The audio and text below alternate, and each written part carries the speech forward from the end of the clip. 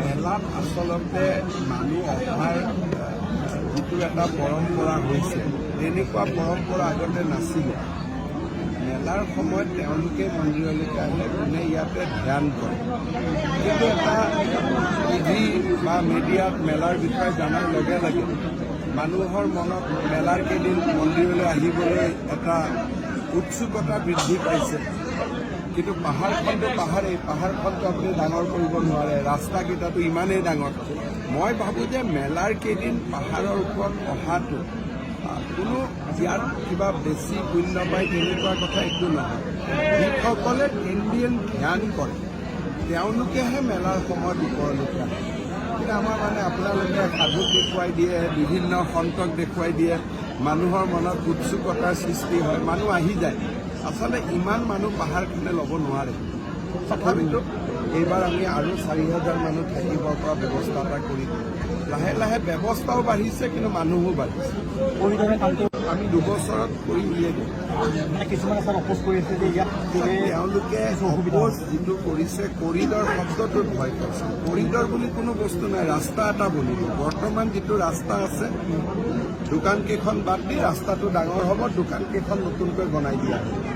সৰু কথা এটা, মানুহে ভাবিছে কৰিডৰ মানে কিবা অদ্ভুত কিবা এটা বনাব গৈ আছে। ইয়াত একোটো অদ্ভুত নহয়। যিটো PWD ৰাস্তা আছে তাৰ ওপৰত বৰষুণ যাতে নপৰে তাৰ কাৰণে টিংপাত কেইখনমান। কৰিডৰ শব্দটোতে মানুহে ভাবিছে বাপৰে কৰিডৰ হৈ যাব। এনেকুৱা কোনো কৰিডৰ বুলিতো কথা নাই। ৰাস্তাটোতো আছেই, ৰাস্তাটোৰ ওপৰত টিংপাতহে হ'ব। চিৰিবিলাক থাকিব, খটখটি থাকিব, চব একেই থাকিব, কোনো পৰিৱৰ্তন নহয়। খালি ওপৰত টিং চালি কেইখন লাগে, ইমানেই। কৰিডৰ মানে বেলেগ কথাটো একো নাই। তাকে লৈ মানুহে 10জন মানুহে 10জন কথা কৈ আছে, যিটোৰ কোনো প্ৰয়োজন নাই। দোকানকেইখন উঠিব, এটা কৰিডৰ বনিব, কৰিডৰতে দোকানকেইখন ধুনীয়াকৈ পকাৰ হৈ যাব, দোকানকেইখন ধুনীয়া লাগিব, ওপৰত টিংপাত লাগিব, ইমানেই কৰিডৰ।